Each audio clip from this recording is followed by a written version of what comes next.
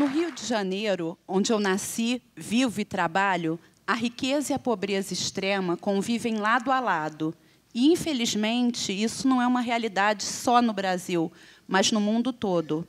Segundo as Nações Unidas, 1 bilhão de pessoas ainda sofrem com a fome no mundo. No Brasil, são 7,4 milhões de pessoas. 1 bilhão também não tem moradia adequada. 2,4 bilhões não têm acesso a saneamento básico. 1/4 da população brasileira não tem esse acesso. Segundo a Organização Mundial de Saúde, 1/3 das mortes, ainda hoje, ocorrem por doenças relacionadas à pobreza. Fome, diarreia, tuberculose, pneumonia, malária. Doenças essas que poderiam ser facilmente tratadas ou prevenidas a baixo custo. Essa realidade é inadmissível. E logo apareceu quando eu me formei em nutrição e fui fazer uma especialização em materno-infantil. Era o início da década de 90, o auge da epidemia de AIDS. E eu via diversas mães que não podiam amamentar seus filhos, mas também não tinham dinheiro para comprar os leites e fórmulas especiais. Elas, muitas vezes, não tinham dinheiro nem para o transporte, para ir e voltar para as consultas e exames.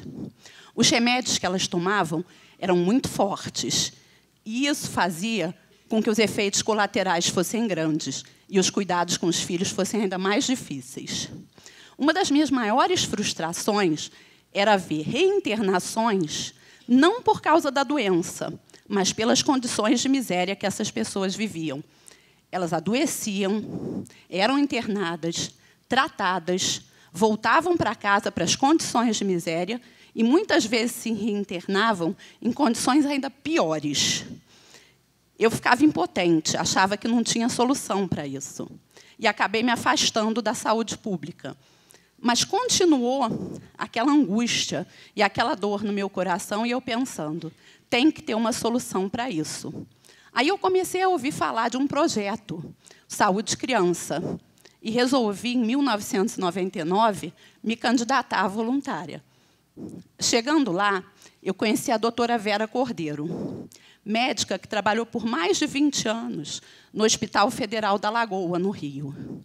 Lá, ela tratou de centenas de pacientes, viu muitas reinternações, e ela viu o desespero dos pais na hora da alta, porque eles sabiam que iam para casa e não iam ter condições de continuar o tratamento dos seus filhos. Ela percebeu, então, que não adiantava só o ato médico, só o seu trabalho como médica. Muito teria que ser feito para resolver a situação dessas pessoas. O que precisava ser tratado era a miséria, a causa de um ciclo vicioso. A criança adoecia por causa das condições em que vivia, era internada, tratada e voltava para as mesmas condições que tinham a feito adoecer da primeira vez.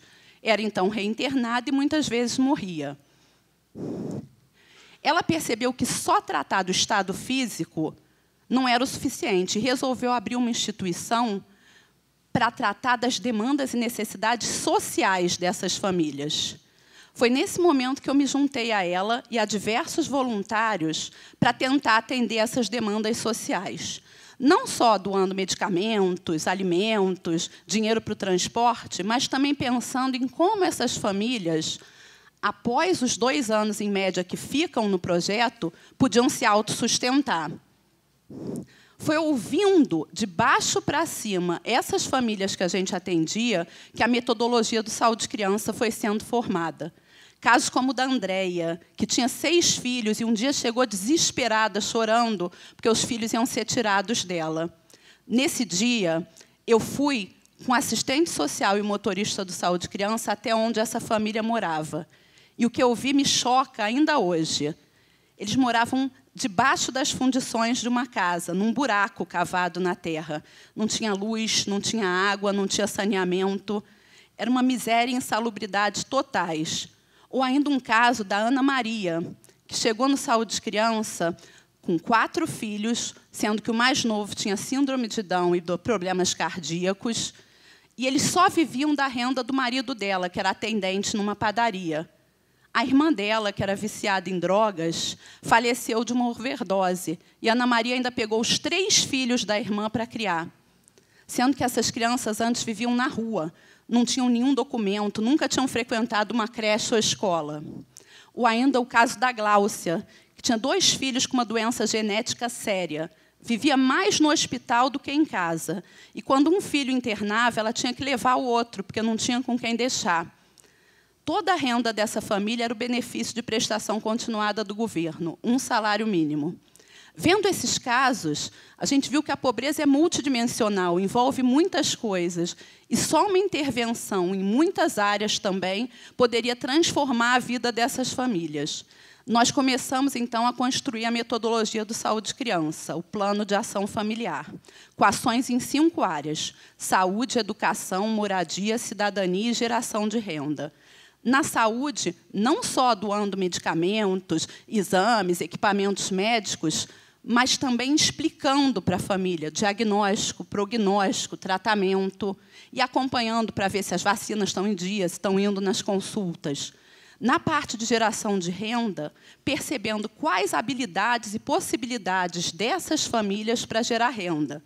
Normalmente são famílias com baixíssima escolaridade, chefiadas por mulheres, mães ou avós, que, além da criança doente, ainda tem que cuidar de várias outras. E nós vimos que o importante eram cursos para elas, na informalidade, poderem gerar renda, continuando a cuidar das suas crianças. No Saúde Criança, nós temos cursos na área de costura, culinária, beleza, mas, quando o interesse e a habilidade da família é em outra área, encaminhamos para cursos externos. Mas também percebemos que não bastava isso. Elas acabavam o curso, e aí?